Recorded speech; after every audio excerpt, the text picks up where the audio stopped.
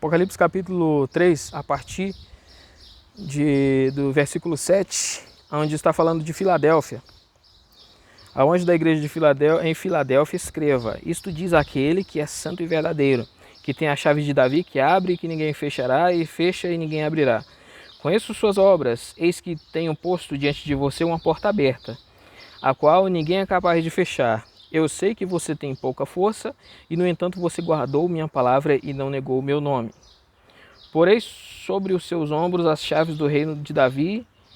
O que abrir ninguém conseguirá fechar, e o que fechar ninguém conseguirá abrir. Isso é dito a Eliaquim, filho de Hilquia, que serviu ao rei Ezequias como um mordomo fiel. Eliaquim recebeu emblemas régios de autoridades, um manto com cinturão e a chave da dinastia de Davi sobre seus ombros. Ele governou sobre a casa de Davi, Jerusalém e Judá. Ele foi um protótipo de Jesus, o Messias, comparar Isaías 9:6. Qual é o significado da expressão uma porta aberta? Primeiramente, o grego indica que essa porta já foi aberta e permanece aberta, ainda que o Senhor possa fechá-la novamente. Em segundo lugar, nada passa por essa porta em direção ao mundo, mas ao contrário, é preciso entrar por ela em direção ao reino.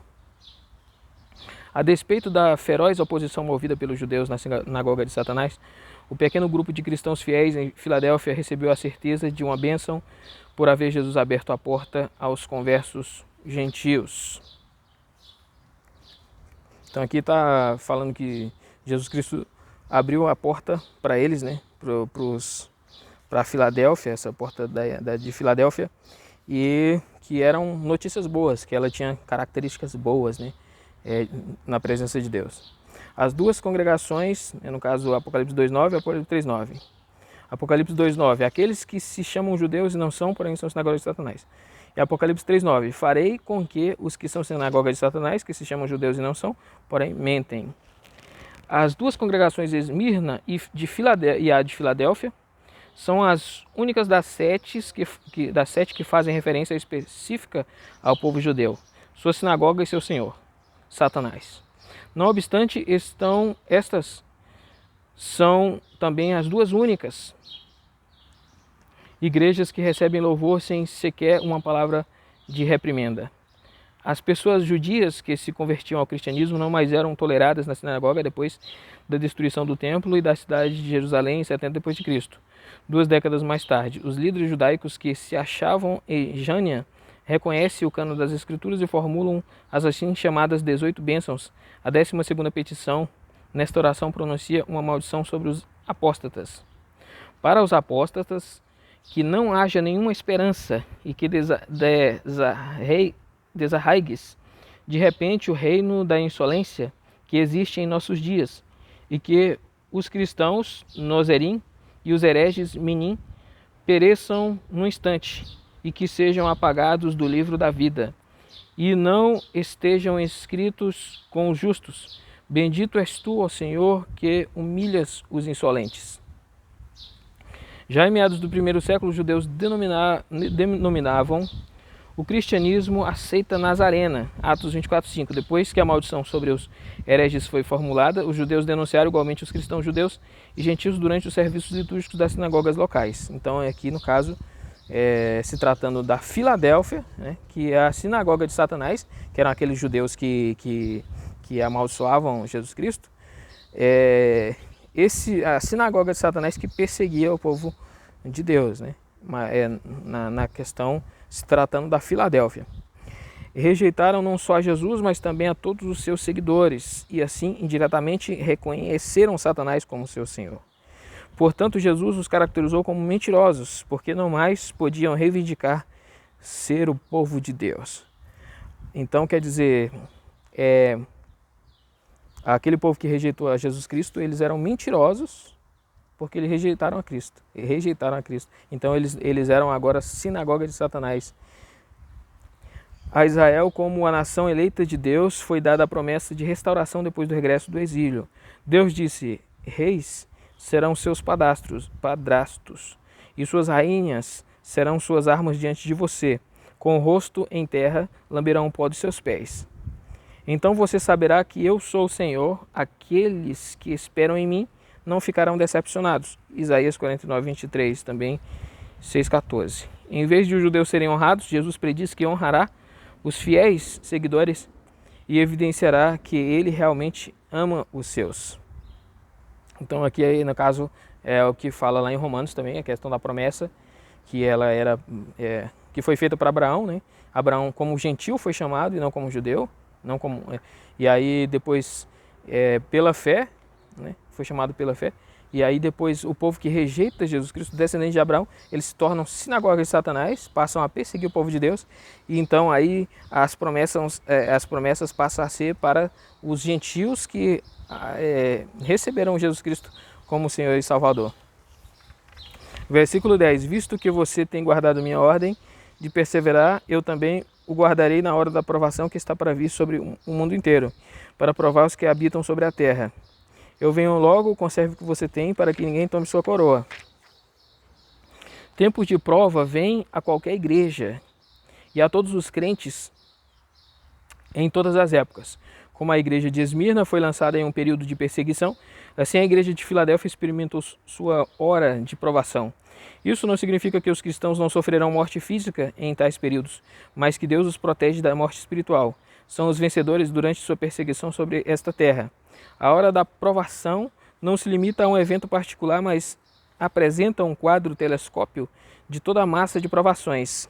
Diz respeito não só a Filadélfia, mas se refere em termos gerais a todas as provações que precedem o regresso de Cristo. Além do mais, essa prova abarca toda a terra, de modo que toda a igreja, em um outro tempo antes do regresso de Cristo, enfrenta severa tribulação.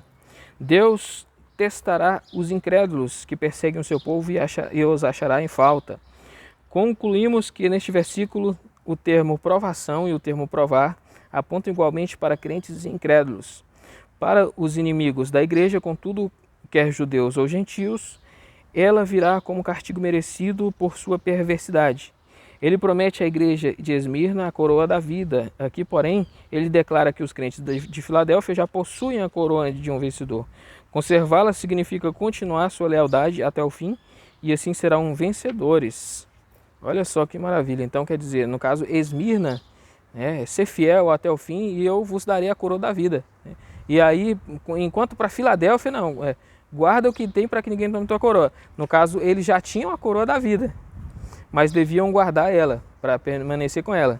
Então o amor que Deus tinha por Filadélfia, porque a Filadélfia amava muito também, muito a Deus, né? Eles tinham uma característica muito humilde mesmo, inclusive esse nome Filadélfia é a igreja que representa a igreja santa de Cristo, né? A igreja verdadeira de Cristo. Eu farei que versículo 12, eu farei que o vencedor seja uma coluna no templo de meu Deus, ele nunca mais sairá dali. Escreverei nele o nome de meu Deus e o nome da cidade do meu Deus, e a nova Jerusalém que desce do céu, da parte de Deus, e nele escreverei meu novo nome. O termo coluna tem um significado simbólico. Da mesma forma, com Tiago, Pedro e João eram considerados colunas da igreja. Gálatas 2,9, comparado também com 1 Timóteo 3,15. Então, quando ele fala aqui, ó, a Nova Jerusalém desce do céu e tal, fala que o vencedor seja uma coluna, né? Eu farei que o vencedor seja uma coluna do templo do meu Deus. Então, aqui ele está falando, no caso de poder, né? Autoridade, né? Que ele vai dar para aqueles, para os vencedores. E isso é que quer dizer que eles vão ser colunas ali. Os crentes da cidade de Antioquia foram os primeiros a receber o título cristão, isto é, seguidor de Cristo. Atos 11:26. Para o mundo este era um nome de escárnio. Atos 26:28, 1 Pedro 4:16. Mas ao entrar na Nova Jerusalém, o cristão recebe o nome novo, o nome de Cristo. Não somos informados que nome é esse, mas somos capazes de dizer que ele pertence à consumação da obra redentiva de Cristo. Este novo nome não mais será ridicularizado, mas será honrado e reverenciado. Versículo 13. Aquele que tem ouvidos, ouça o que o Espírito diz às igrejas. E elas, uma vez mais, enfatizam o fato de que a mensagem dessas cartas se destina a todas as igrejas em todo tempo e lugar. Então quer dizer, aquele que tem ouvidos, né? Então, no caso, a pessoa fala, não, os escritos da palavra de Deus é só para aquela época antiga, né? Do primeiro século dos judeus, e era para judeus, mas isso é mentira. Isso são as pessoas que não querem seguir as verdades de Deus, ou que querem, são cegos guiando cegos, né? Que eles querem levar as pessoas, induzir as pessoas para o erro, né? Para as pessoas irem para o inferno, né? Isso, no caso, podem ser pessoas que têm parte com o diabo, né? Só pode, porque essas pessoas elas induzem as pessoas ao erro, né? Elas induzem as pessoas ao engano, querendo que essas pessoas se percam, vão para o inferno. Então parece que essas pessoas têm parte com o diabo, de alguma forma, né? São alguns satanistas por aí, né? Versículo 14. E o anjo da igreja em Laodiceia escreva: isto diz o Amém, a testemunha fiel e verdadeira, a origem da criação de Deus. Versículo 15. Conheço suas obras, você não é frio e nem quente. Gostaria que você fosse frio ou quente, assim, porque você é morno, nem frio nem quente, estou a ponto de vomitar-te da minha boca. Sua proximidade de Colossenses faz de Epáfras o provável fundador da igreja de Laodiceia. Colossenses 1:7, 4, 12 e 13. O Senhor se autodenomina origem da criação de Deus. No grego é arché. Não devemos interpretar o termo origem passivelmente, como se Jesus fosse criado ou recriado, mas ativamente, porquanto Jesus é aquele que gera e chama a criação de Deus à existência. Assim, já que você, então aqui falando no caso que Jesus Cristo não é uma criação de Deus, Jesus Cristo é o Criador. Jesus Cristo não foi de forma alguma criado. É isso que está querendo dizer aqui. Ele é a origem da criação, é porque ele é o Criador de todo o universo, de todos os anjos. Jesus Cristo não pode ser comparado, por exemplo, com o Arcanjo Miguel. Arcanjo Miguel não é nem um nome, é um título, que significa quem é como Deus. Então, em situações decisivas, como lá em Daniel, onde foi prometido Miguel, quem vieram foram guerreiros ali, que representavam esse nome, né? Que representavam, um foi Zorobabel, e outro, eu não estou lembrado aqui, mas foram dois que foram prometidos como Miguel, que eram líderes de guerras, assim como Josué, né? Eram representantes do povo, como se fosse um juiz daquele povo, né? Que defendessem eles.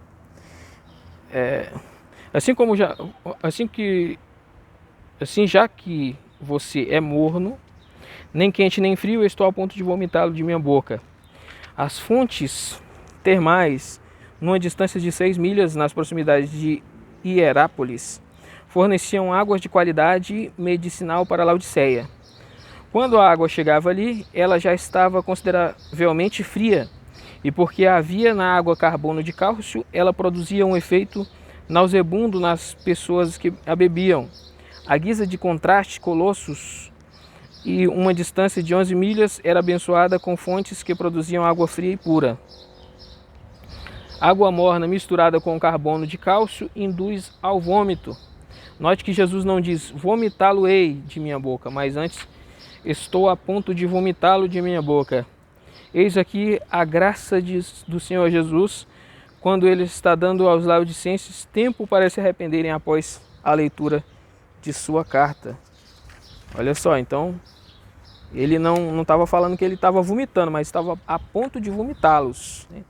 Dando tempo para que se arrependessem e para que não fossem vomitados da boca de Deus. Versículo 17, visto que você diz, estou rico, adquiri riquezas e não preciso de nada. No entanto, você não sabe que é miserável, digno de compaixão, pobre, cego e nu.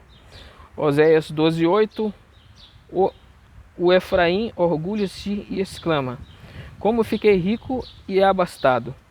Em todos os trabalhos que realizei não encontrarão em mim nenhum crime ou pecado.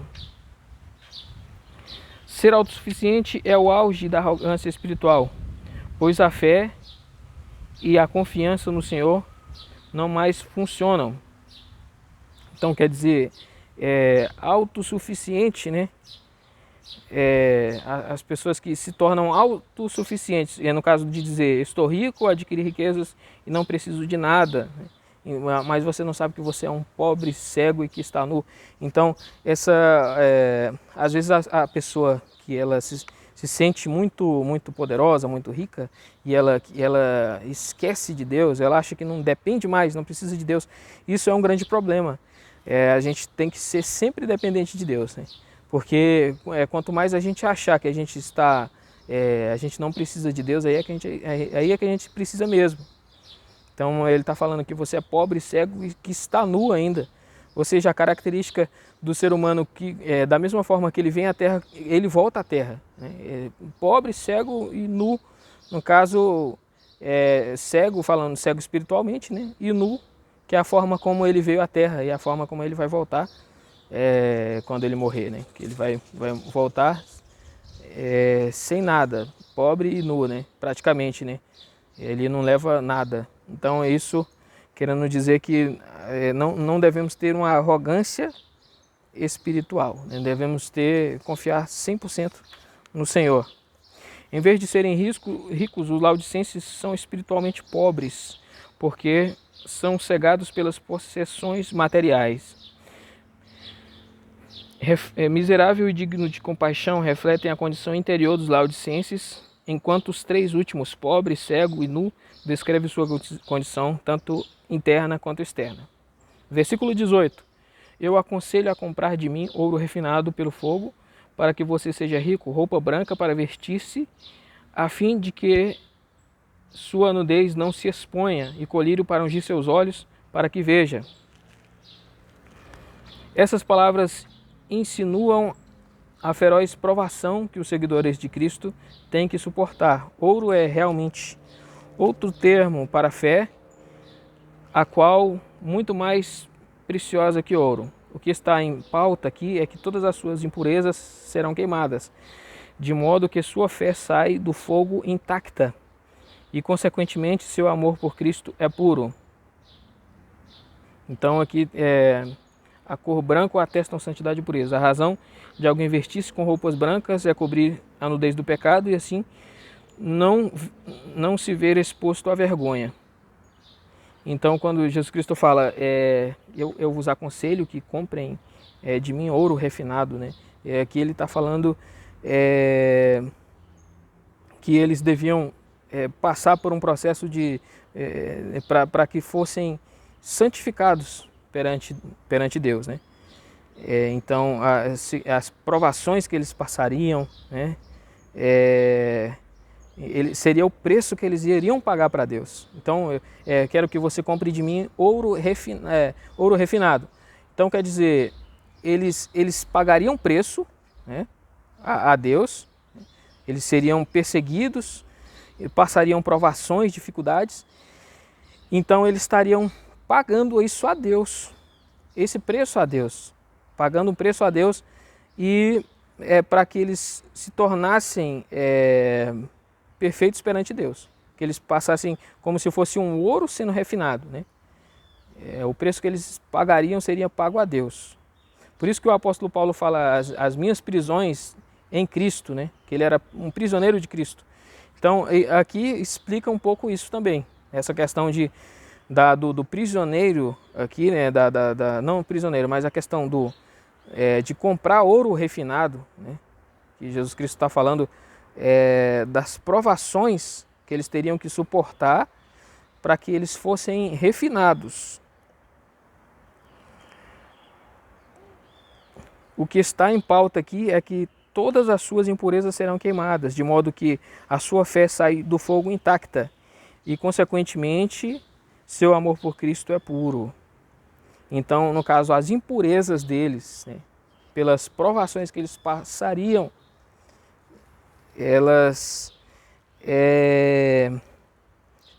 as impurezas seriam queimadas pelo fogo.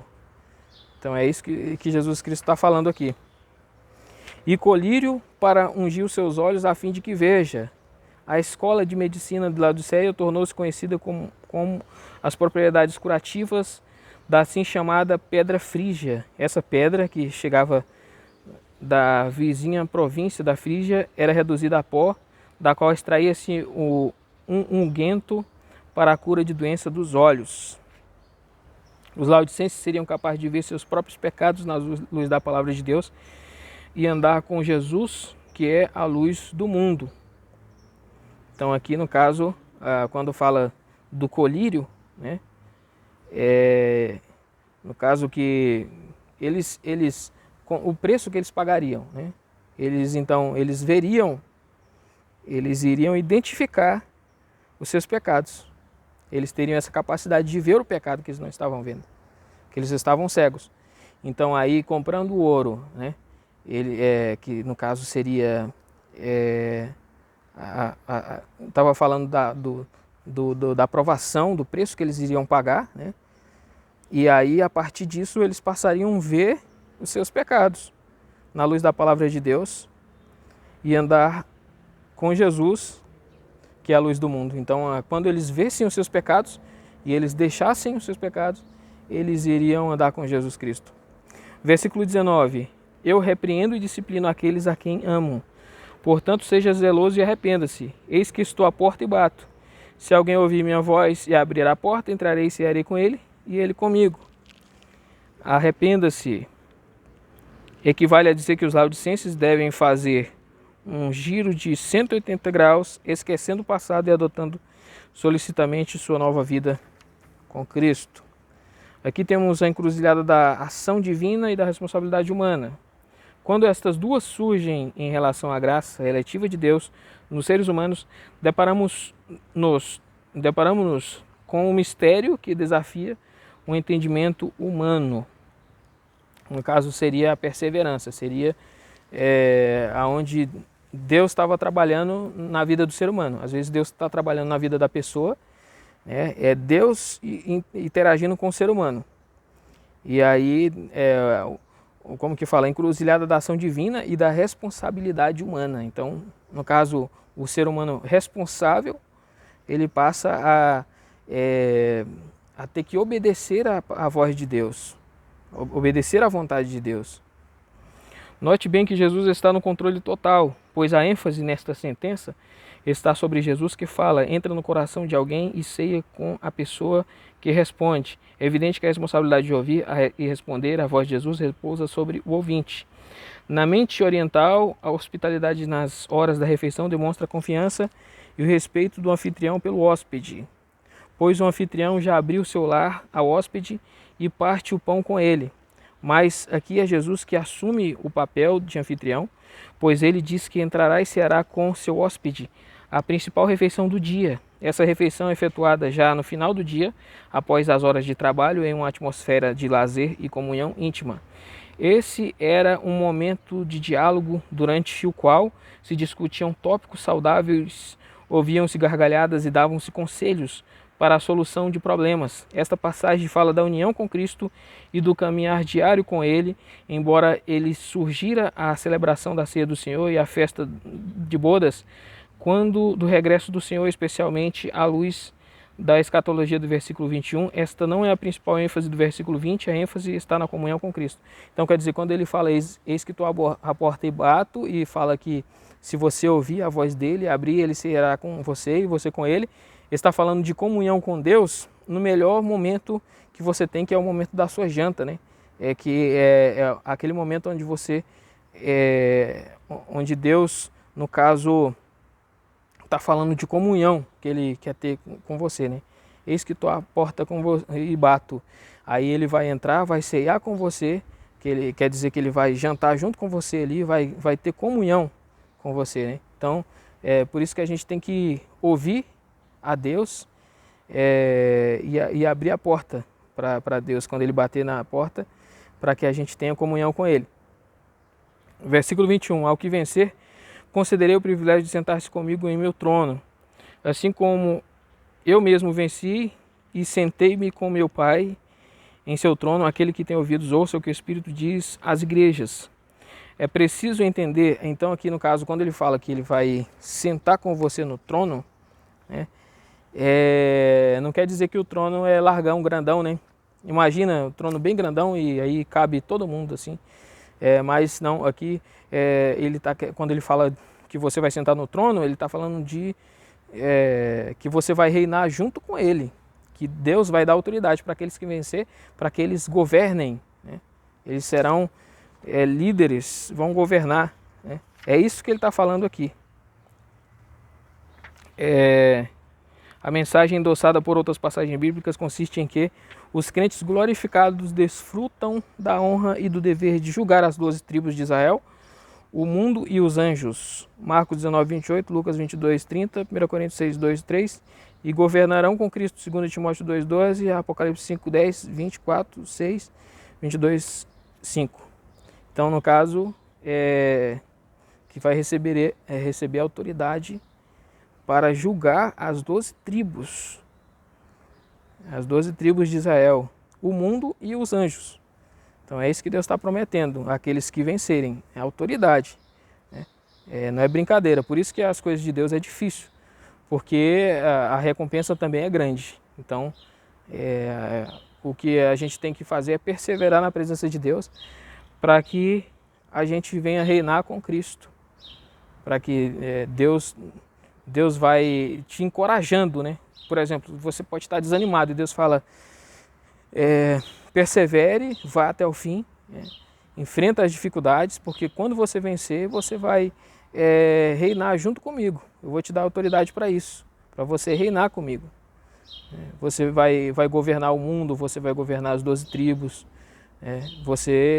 É Deus encorajando o ser humano para que ele sofra as aflições como um bom soldado. Então aqui eu falei sobre a igreja.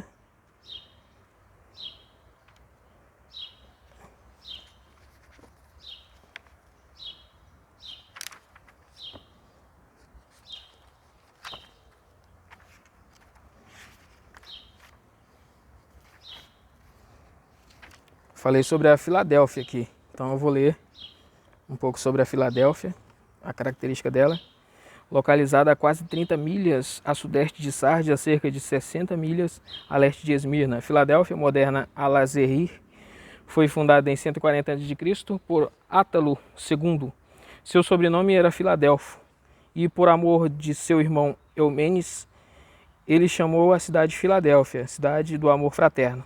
Ela estava localizada estrategicamente junto a uma rodovia bem trafegada que ligava o Oriente Ásia com o Ocidente Europa.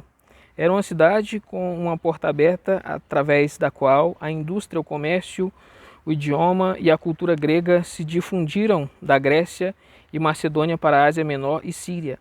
A palavra de Jesus, eis que tenho posto diante de você uma porta aberta, foi bem recebida pelos cristãos residentes que ativamente difundiam o Evangelho de Jesus Cristo. A área circunjacente à Filadélfia era vulcânica e conhecida como a Terra Fumegante. As cinzas vulcânicas desciam e tornavam o solo extremamente fértil. Nos campos adjacentes às cidades, vinhas pontilhavam a paisagem, de modo que ela veio a ser conhecida por seus vinhos e bebidas refrigerantes. Não obstante, por causa da atividade vulcânica, esta cidade era abalada por frequentes terremotos. Um forte tremor devastou a cidade em 17 d.C., após o qual o imperador Tibério isentou Filadélfia do pagamento de impostos. Ele doou uma soma em dinheiro para ser usada na reconstrução da cidade. Seus habitantes, movidos de medo pelos repetidos tremores, preferiam viver fora dos muros da cidade, em campo aberto. Assim, a promessa de Jesus era significativa para os seus seguidores daquela cidade, nunca mais teriam que sair. É preciso mencionar outro ponto de interesse. A cidade devastada pelo terremoto 17 d.C. é auxiliada financeiramente por Tibério. Querendo honrar o imperador, adotou o nome Neo-Caisaria, a cidade do novo César. O novo nome permaneceu em voga por cerca de 25 a 30 anos. Finalmente, Para honrar o imperador Vespasiano, cujo reinado durou de 69 a 79, a cidade passou a chamar-se Flávia e tinha um templo para o culto ao imperador. O nome completo de Vespasiano era Tito Flávio Sabino Vespasiano. Uma vez mais, a promessa de Jesus aos cristãos de Filadélfia de dar-lhes um novo nome veio a ser significativa. Ramsay habilidosamente sintetizava a característica de Filadélfia. Primeiro, ela era a cidade missionária. Segundo, seu povo sempre viveu sob o medo de hecatombe, o dia de provação. Terceiro, muitos dentre seu povo fixaram sua residência fora da cidade. Quarto, ela adotou um novo nome, oriundo de Deus imperial. Não só a igreja de Esmirna, mas também os santos de Filadélfia vieram a ser modernos de fidelidade a Jesus. Modelos de fidelidade a Jesus. Ele os louva por sua firmeza e por toda carta ele não expressa nenhuma palavra de reprovação. São muitas as indicações da influência cristã em Filadélfia, pois a igreja permaneceu leal a Jesus através dos séculos, mesmo quando o islamismo veio a ser a religião dominante na região. Na primeira parte do século XX, 5 congregações cristãs eram ainda florescentes em Filadélfia.